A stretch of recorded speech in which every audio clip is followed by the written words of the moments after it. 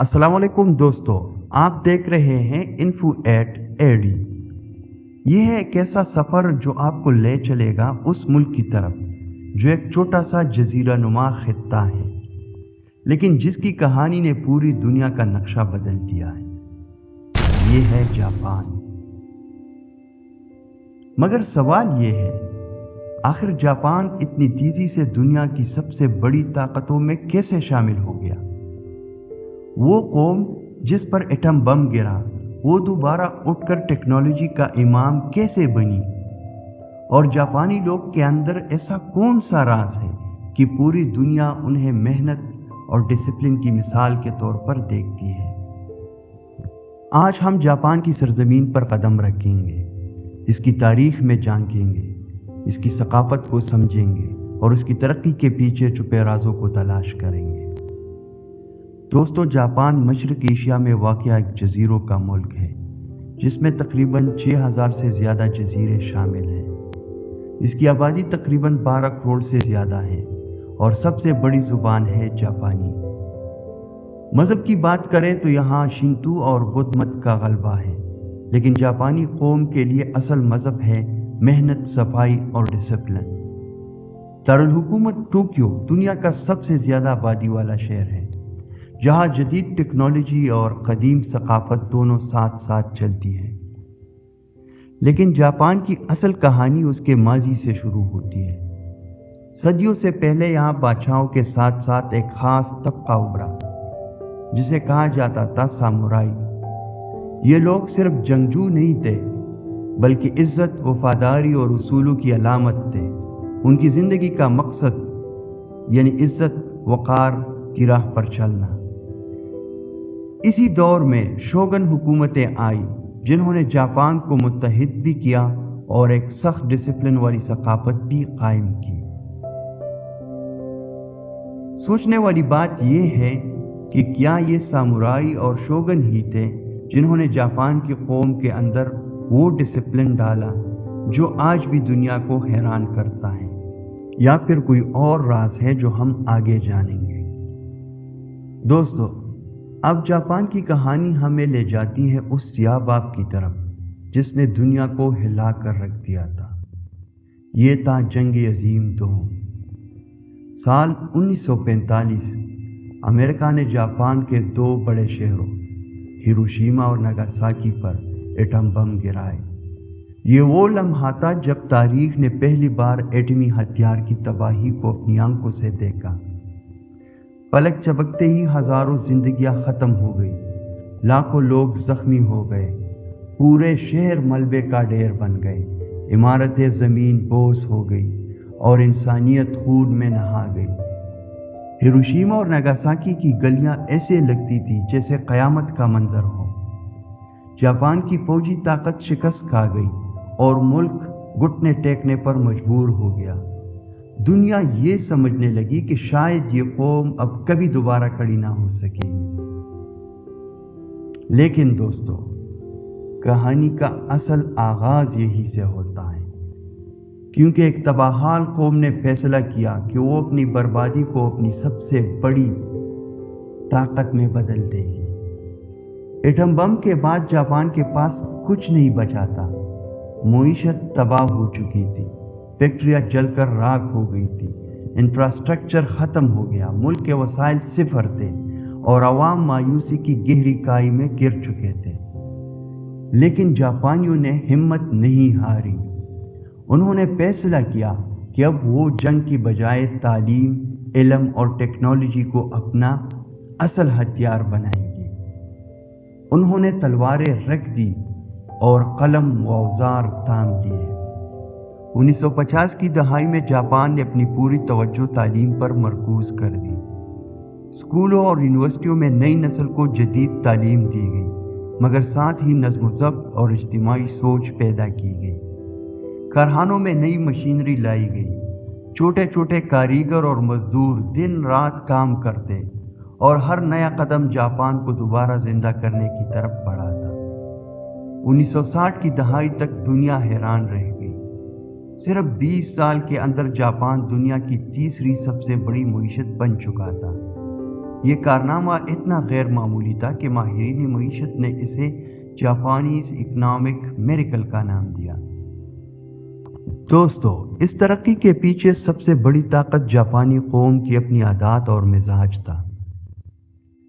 جاپانی ملازم دن رات کام کو عبادت سمجھ کر کرتا ہے۔ جاپان کی گلیاں، ٹرین اسٹیشن، اسکول، ہر جگہ صفائی اور ترتیب نظر آتی ہے۔ بچے بھی اپنے اسکول خود صاف کرتے ہیں۔ وقت کی پابندی جاپانی زندگی کی بنیاد ہے۔ ٹرینیں سیکنڈ کے حساب سے چلتی ہیں۔ ہر جاپانی اپنی ذات سے زیادہ قوم کے فائدے کو ترجیح دیتا ہے۔ یہی عادات تھی جنہوں نے جاپان کو ایک منظم اور مضبوط قوم بنایا۔ 1970 اور 80 کی دہائی میں جاپان دنیا کی مارکیٹ پر چھا گیا۔ کاروں میں ٹویوٹا اور ہونڈا، الیکٹرانکس میں سونی، پیناسونک، یہ سب جاپان کی پہچان بن گئے۔ پوری دنیا حیران تھی کہ جس قوم کو ایٹم بم نے مٹا دیا تھا وہ اتنے کم عرصے میں کیسے دنیا پر چھا گئی۔ یہ قوم جیسے دنیا کو پیغام دے رہی تھی، ہماری جسموں کو ایٹم بم نے جلا دیا، لیکن ہمارے حوصلے کو کوئی شکست نہیں دے سکتا۔ دوستو، جاپان کی کہانی اب ہمیں اس دور میں لے آتی ہے جو حالیہ زمانے کا ہے۔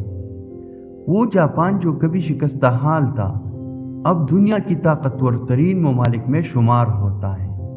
لیکن ساتھ ہی ساتھ جاپان کی ترقی کی اس روشنی کے پیچھے کچھ ایسے سائے بھی ہیں جو کم ہی دنیا کو دکھائی دیتے ہیں۔ 1990 اور 2000 کی دہائی آتے آتے جاپان ٹیکنالوجی کا دل بن چکا تھا۔ ہائی سپیڈ ٹرینیں، computer, robots, video games, mobile phone, یہ سب جاپان کے تحفے تھے۔ بلٹ ٹرین دنیا کی رفتار کی نئی علامت بن گئی۔ ٹویوٹا، ہونڈا، نسان جیسے کمپنیاں عالمی سطح پر معیار کی مثال بن گئی۔ سونی، پیناسونک دنیا بھر کے گھروں میں اپنی موجودگی درج کرا دی۔ جاپان کی مصنوعات کا مطلب تھا اعتماد، معیار اور پائیداری۔ یوں کہا جائے تو غلط نہ ہوگا کہ جاپان نے 20ویں صدی کے دوسرے حصے میں دنیا کی معیشت اور طرز زندگی کو بدل کر رکھ دیا تھا۔ جاپان کی اصل طاقت صرف ٹیکنالوجی نہیں تھی، بلکہ اس کی قدیم تہذیب اور روایات بھی تھی۔ جاپانی قوم نے یہ کمال دکھایا کہ جدید ٹیکنالوجی کو اپنایا، لیکن اپنی پرانی ثقافت کو بھی زندہ رکھا۔ یہی وجہ ہے کہ جاپان آج بھی دنیا کا وہ ملک ہے جہاں ماضی اور حال دونوں ساتھ ساتھ چلتے ہیں۔ لیکن ناظرین، تصویر کا ایک دوسرا رخ بھی ہے۔ جاپان کی ترقی کے پیچھے ایک ایسا درد چھپا ہے جو عام طور پر دنیا کو نظر نہیں آتا۔ کیا آپ جانتے ہیں کہ جاپان دنیا میں خودکشی کی بلند شرح رکھنے والے ممالک میں سے ایک ہے؟ جی ہاں، یہاں ہر سال ہزاروں لوگ اپنی زندگی کا خاتمہ کر لیتے ہیں۔ وجہ کیا ہے؟